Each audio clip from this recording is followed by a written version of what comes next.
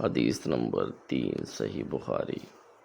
حضرت صلی اللہ علیہ وآلہ وسلم وحی کا ابتدائی دور اچھے سچے پاکیزہ خواب سے شروع ہوا۔ آپ خواب میں جو کچھ دیکھتے وہ صبح کی روشنی کی طرح صحیح اور سچا ثابت ہوتا۔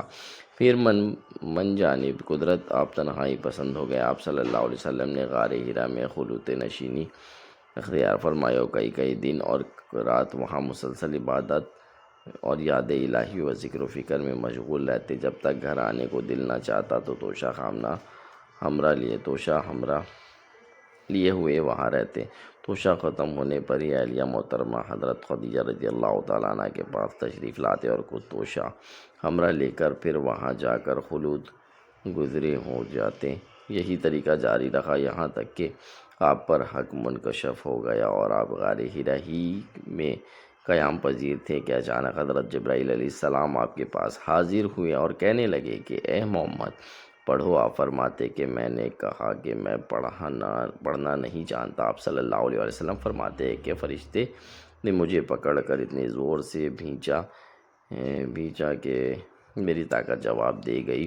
پھر مجھے چھوڑ کر کہا کہ پڑھو۔ میں نے پھر وہی جواب دیا کہ میں پڑھا ہوا نہیں ہوں۔ اس فرشتے نے مجھ کو نہایت ہی زور سے بھینچا اور مجھ کو سخت تکلیف محسوس ہوئی۔ پھر اس نے کہا کہ پڑھ۔ میں نے کہا کہ میں پڑھا ہوا نہیں ہوں۔ فرشتے نے تیسری بار مجھ کو پکڑا اور تیسری مرتبہ بھی مجھ کو بھینچا اور پھر مجھے چھوڑ دیا اور کہنے لگا کہ پڑھو۔ اپنے رب کے نام کی مدد سے جس نے پیدا کیا اور انسان کو خون کی پھٹکی سے بنایا، پڑھو۔ آپ کا رب بہت ہی مہربانیاں کرنے والا ہے۔ بس یہی آیتیں حضرت جبرائیل علیہ السلام سے سن کر اس حال میں غار حرا سے واپس ہوئے کہ آپ کا دل اس انوکھے واقعے سے کانپ رہا تھا کہ آپ حضرت خدیجہ کے ہاں تشریف لائے اور فرمایا کہ مجھے کمبل اڑا دو۔ لوگوں نے آپ کو کمبل اڑا دیا۔ جب آپ کا ڈر جاتا رہا تو آپ نے اپنے زوجہ محترمہ حضرت خدیجہ رضی اللہ تعالیٰ عنہ کو تفصیل کے ساتھ یہ واقعہ سنایا اور فرمانے لگے کہ مجھ کو اب اپنی جان کا خوف ہو گیا ہے۔ آپ کی اہلیہ حضرت محترمہ خدیجہ رضی اللہ تعالیٰ عنہ نے آپ کی ڈھارس بندھائی اور کہا کہ آپ کا خیال صحیح نہیں ہے۔ خدا کی قسم آپ کو اللہ کبھی رسوا نہیں کرے گا۔ تو آپ تو اخلاق فاضلہ کے مالک ہیں، آپ تو کنبہ پرور ہیں، بے کسوں کا بوجھ اپنے سر پر رکھ لیتے ہیں، مفلسوں کے لیے آپ کماتے ہیں، مہمان نوازی میں آپ بے مثال ہیں اور مشکل وقت میں آپ امر حق کا ساتھ دیتے ہیں۔ ایسے اوصاف حسنہ والا انسان یوں بے وقت ذلت و وقاری کی موت نہیں پا سکتا۔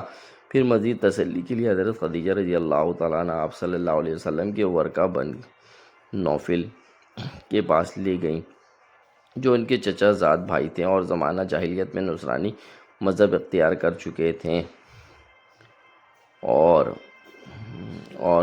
عبرانی زبان کے کاتب تھے۔ چنانچہ انجیل کو بھی حسب منشائے خداوندی عبرانی زبان میں لکھا کرتے تھے۔ انجیل سریانی زبان میں نازل ہوئی تھی، پھر اس کا ترجمہ عبرانی زبان میں ہوا۔ ورقہ اس کو لکھتے تھے کہ وہ بوڑھے ہو گئے تھے، یہاں تک کہ ان کی بینائی بھی رخصت ہو چکی تھی۔ حضرت خدیجہ رضی اللہ تعالیٰ عنہ نے ان کے سامنے آپ کے حالات بیان کیے اور کہا کہ